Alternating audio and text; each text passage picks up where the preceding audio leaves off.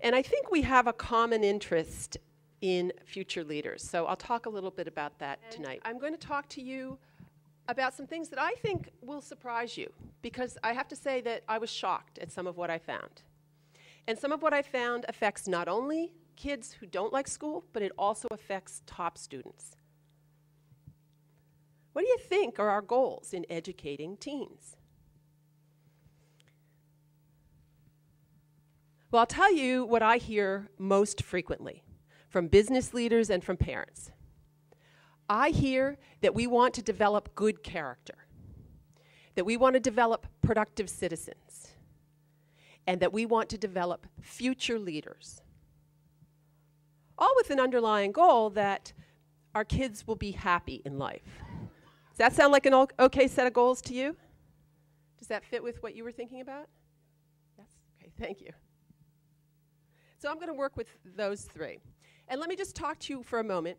I affectionately call these kids the bottom 80. I looked at kids in the bottom 80% of their classes. And what I'm saying that I found was that it's not that these kids are missing something. It's not that they're lacking something, even though they may be told, or we may be told, that they have a learning disability or they have a motivation issue. What I found is that these kids have something, and it's the something they have that causes the problem, because it conflicts with school as we do it today.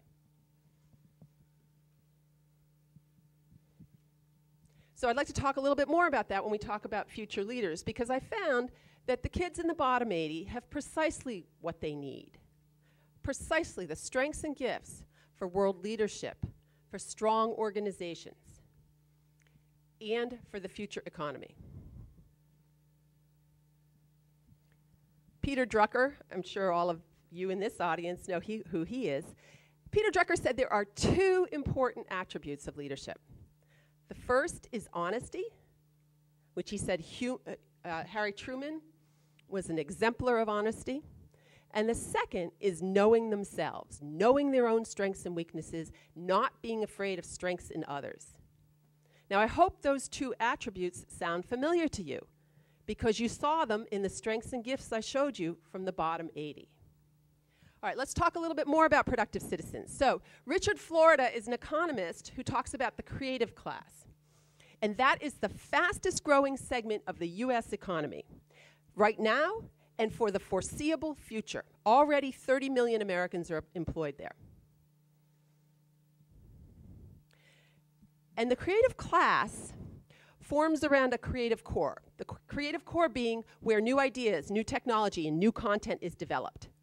This is where we are most productive in the US. This is where our value add is, okay, is in this creative core.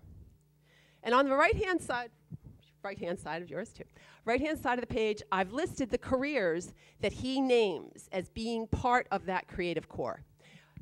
If you look down that list of careers, I challenge you to find one career that a kid in the bottom of his or her class couldn't be part of. The kids in the bottom 80 are well suited to many of these careers.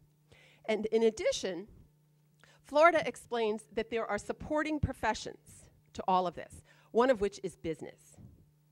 Any of you ever known somebody who was terrific in business but not a good student in school? Okay, a few of you have. There are plenty of examples, and I don't have time to go into them tonight, but there are many that I could give you. Let me just very quickly share with you one other thing that shocked me. What I found is that we won't be able to bring out the full potential of kids. And in this case, I'm talking both top students and bottom students. So this is no longer just the bottom 80. We will not be able to bring out their full potential unless we refute 3 myths that we tend to tell ourselves about education.